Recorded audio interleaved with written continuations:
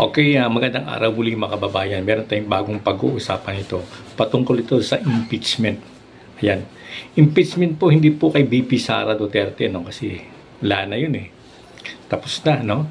Pero pag-uusapan yung impeachment ito mga kababayan, lihim, no, na sumisingaw ngayon ang patungkol sa impeachment dito kay Bongbong Marcos, mga kababayan. Kasi may mga grupo na bumubuo na kung saan itong pagpasok ng 28th Congress ay magpapile sila ng impeachment at naman kay Bongbong Marcos. Naku mga kababayan, mukhang mauuna pa ata si Bongbong Marcos may impeach kay Inday Sara. Kaya abangan natin mga kababayan, pagpasok ng 28th Congress, yun, magpapile sila ng impeachment. Pero pagtapos siguro ng pagtapos ng SONA ni Bongbong Marcos, mga kababayan. So pakinggan natin itong video ni KPL, mga kababayan. Hiramin mo natin yung video ni KPL. Pakinggan po natin itong kanyang video na nakuha. No? Sige po. Napapasok na 20th Congress, mga kababayan. Meron na di umanong mga grupo na ikakasa ang impeachment laban kay Bongbong Marcos, mga kababayan. Ayon po kay Norberto Gonzales, marami na di umano siya nakausap ng mga kababayan natin na handa ng magsampah ng impeachment dito nga kay President Bongbong Marcos. Nako. Magkataon, mga kababayan, parang mauuna pa yata na ma-impeach si Bongbong kaysa kay Inday Sara. Kasi marami na daw pong grupo. Hindi yung isang tao lang, ilang mga politiko lang, katulad ng mga nag-file ng impeachment kay Inday Sara. Iba ho ito kay Bongbong Marcos, mga kababayan. Napakarami ho. Hindi lang siguro sa grupo ito. Naku, naloko na.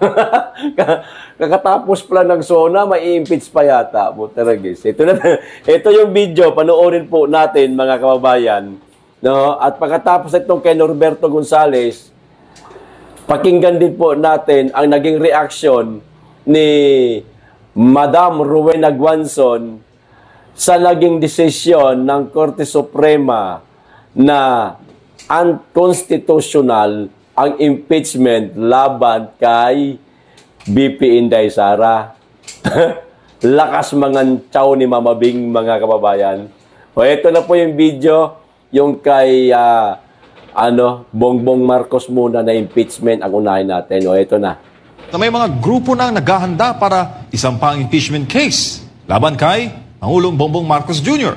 Samantala, sinabi rin ni Gonzales na maaaring tumayong broker si Senator Amy Marcos para palitan ang Pangulo sa puwesto.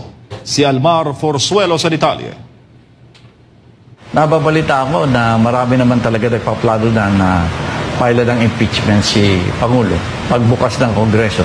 Ayon kay Gonzales, ang ideya ng pagpapalit sa Pangulo ay nagmumula mismo sa mga ordinaryong Pilipino na kanyang nakakausap sa pag-iikot sa Luzon, Visayas at Mindanao. Ang pagpapalit ng gobyerno, binigyan din ni Gonzales na mayroon ng grupo ng mga Pilipino na naghahanda ng impeachment case laban kay Pangulong Bongbong Marcos Jr. at naghihintay lamang ito ng isang mambabatas na magpapasa nito sa Kongreso. May ilang grupo na anyang naghahanda ng mga dokumento para sa isang impeachment case laban kay Pangulong Bongbong Marcos Jr. Gayunman, dahil raw mga ordinaryong mamayan lamang ang nasa likod nito, kinakailangan pa nila ng isang kongresistang pipirma bilang sponsor upang maging opisyal ang proseso ng impeachment. So ayun na nga, mga kababayan. Kompleto na ang mga dokumento, no, na ipafile nila impeachment laban kay President Marcos. Ang akin lang dito, no, mga kababayan. Iba to kasi ang mismong magpa-file sa kanya ng impeachment hindi ho mga politiko, kundi mga katulad na po natin, mga simpleng mamamayan lamang po na nakaranas ng kung paano mamuno si Bongbong Marcos, no? Hindi nagustuhan ang kanyang pamumuno, wala nakitang mga malalaking proyekto, No, higit sa lahat, yung mga ipinangako niya, hindi na sunod, hindi niya tinupad. Kakaiba po dito sa mga nag-file ng impeachment laban kay BP Inday Sara. Kasi mga politiko mismo ang nag-file sa kanya na kung iisipin natin, halatang pamumulitika lamang po etong impeachment laban kay BP Inday Sara. Eto kay Marcos kasi, katulad lang natin simple lang, hindi politiko Ito yung mga nakaranas ng hirap, mga kababayan, sa pamumuno ni Marcos Jr. Kasi nga hindi nagustuhan at tila walang ginagawa. O, di ba? Hindi na po natin kinakailangan isa-isahin pa kung ano yung mga kakulangan nitong administrasyon na ito. Hindi na kailangan. Alam na ho natin, napanood na po natin sa balita, mismo sa kanyang bibig pa nga nang galing na parang hindi niya kayang pamunuan ng ating bansa. Kaya itong mga grupong ito na magkakasa ng impeachment laban sa kanya, naghahanap uuhaw sa isang leader na tapat kung mamuno kagaya ng dating Pangulong Rodrigo Roa Duterte. Hindi ko sinasabing Duterte rin. Pero uhaw sa tawag dito, pamumuno na matino nga. Okay? Ngayon, kung sino man ang mga napupusuan itong grupo na ito para maging presidente o susuportahan nila sa 2028, karapatan ho nila yan. No? Pero kung Duterte, mabuti. Di ba? Ito naman po, mga kababayan, ang video ni Madam Rowena Guanzon. Pero hindi talaga ako makamove on, mga kababayan, dito sa balitang una na pinanood po natin. Mag-antabay tayo, no? Pagpasok daw po ng 20th Congress Nako. Pag-aantabay tayo, mga kababayan. Ito na, si Madam Rowena Guanzon, panoorin na po natin. Ayan na. Dineclare na ng Supreme Court na unconstitutional ang impeachment complaints kay Vice President Sara Duterte. Nakasaad po kasi sa ating saligang batas, ang konstitusyon, na ang impeachable officers, kagaya ng Vice President, ay pwede lamang ma-impeach minsan, once lang, sa isang taon, bawat opisyal na impeachable. At ano po ang ginawa dito ni Speaker Romualdez? 4 na complaint po ang pinagfa-file sa isang taon. Hindi lamang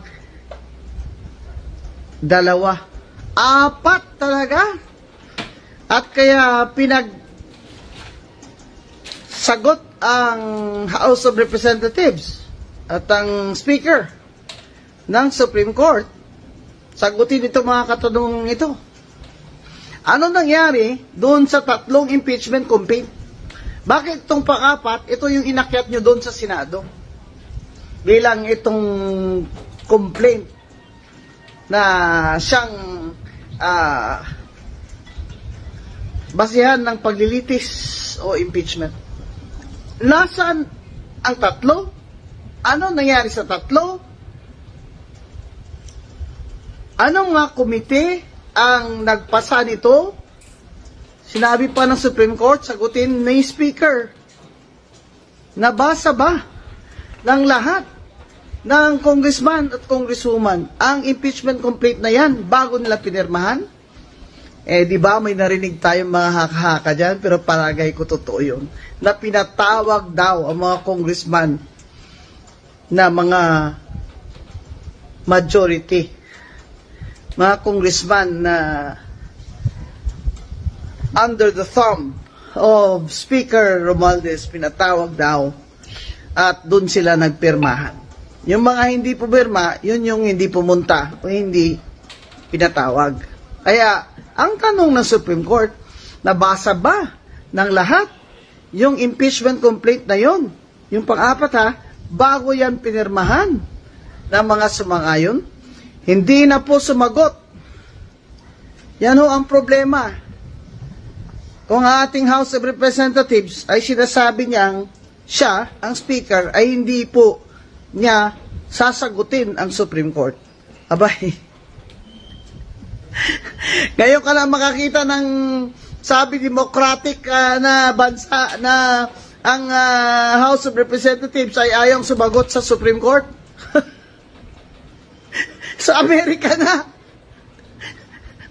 pag pinapasagot ng Supreme Court, sasagot talaga lahat ng mga opisyalis ng gobyerno. Aba, ito talagang saksakan na talaga ang kapangyarihan ni Speaker Romualdez sa ilalim ng administrasyon ng kanyang pinsan ni President BBM. Ito ay isang dagok na naman, hindi lamang dagok ito. Saksak ito sa dibdib ni BBM ang ginawa ng pinsan niyang Speaker of the House. Sa pagmamadali nilang talagang tanggalin si VP Sara para wala na siyang kalaban sa 2028, ay lahat ginawa nilang basta mapadali lang. Kaya ngayon, sasabihin pa ba niya ni Speaker na hindi siya sang-ayon at hindi sila papayag? Eh ngayon, wala siyang magawa dahil yung Senado, hindi niya uto-uto yan si Senate President Chis Escudero. Siyempre, sasabihin ni Senate President Chis Escudero, magsalita ng Supreme Court. Ano gagawin namin? Mas mataas pa ba kami sa Korte Suprema? Mas mataas pa ba ang House of Representatives under Speaker Romualdez sa Korte Suprema? BBM, kasalanan po ito lahat ng inyong pinsan. Kaya sana po tanggalin nyo na yan as Speaker. Diyan lang po nakakasama na talaga ng image niyo lalo eh.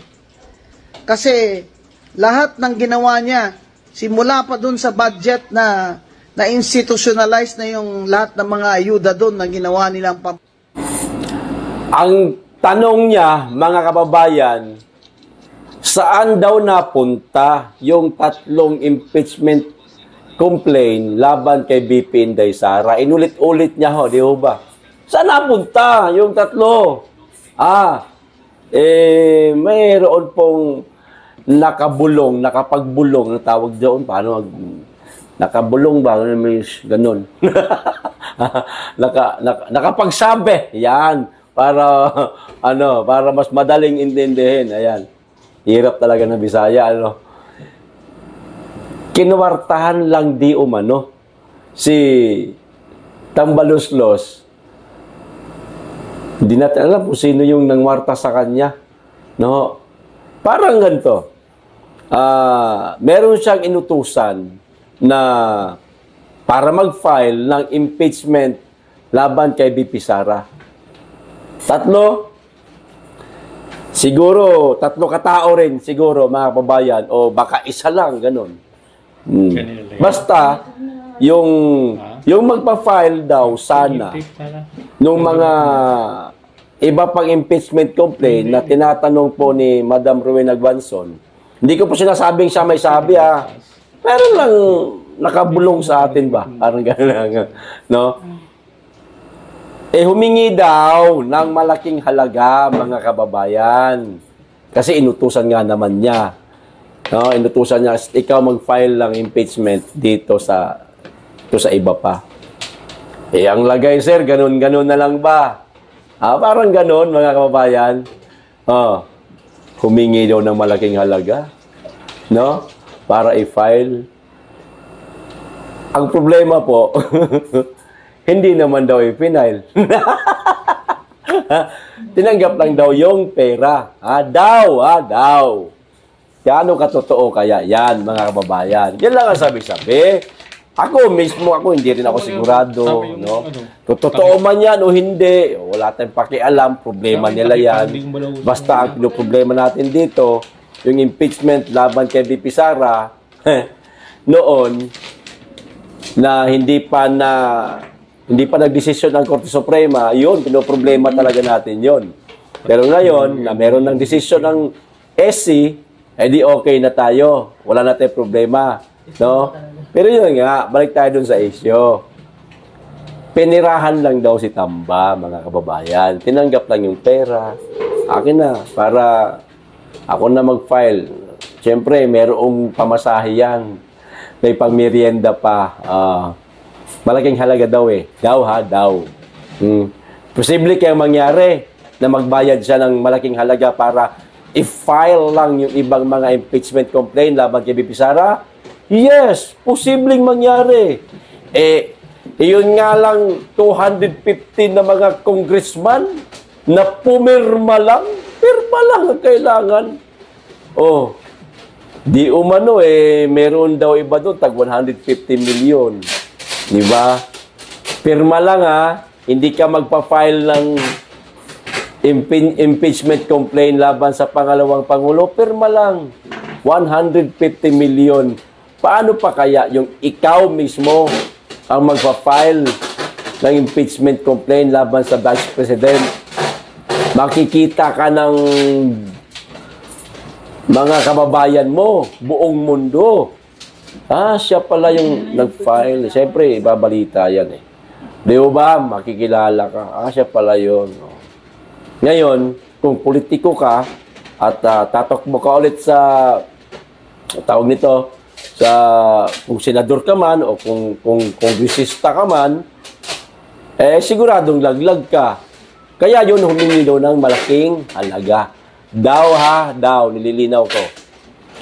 Pero hindi po ipinail, binulsa. Wala naman siyang habol. Kasi, wala siyang habol kasi suhol yun, mga kababayan. Bribery, nag-bribe siya. Baka mabaliktad pa si Tamba pag hinabol niya yung tao na di umano'y binigyan niya ng malaking halaga para mag-file ng impeachment kay Inday Sara. So, tiway na yun, wala na yun. Nasunog na yung pera. Hindi niya pera yun. Kung totoo man na talaga nagbigay siya. Pera po natin yun. Taxpayers money yun. Putang ina, ganyan po din na pinaglalaruan ang pera ng kaban ng bayan. Animal. Napakaraming mga kababayan natin nagugutom. Pero yung pera sa kaban natin, mga kababayan, hugot lang sila ng hugot para sa mga pansariling interest nila. Kasi itong mama na ito, buaya, gusto talagang maging presidente, gusto tumakbo sa 2028, lahat ng kaparaanan gagawin yan para talaga ma-impeach si Inday Sara. Pero meron po tayong batas na umiiral at dyan po sila nadadali. Ang pinaka-barrier sa impeachment ni BP Inday Sara, itong napakagandang konstitusyon natin. Ito yung pader. Ito yung pinaka-pananggalang ng ating pangalawang Pangulo na naipamala sa atin ng Korte Suprema, which is ito nga yung naging desisyon nila. Diba? Ganyan tayo ginagago nila.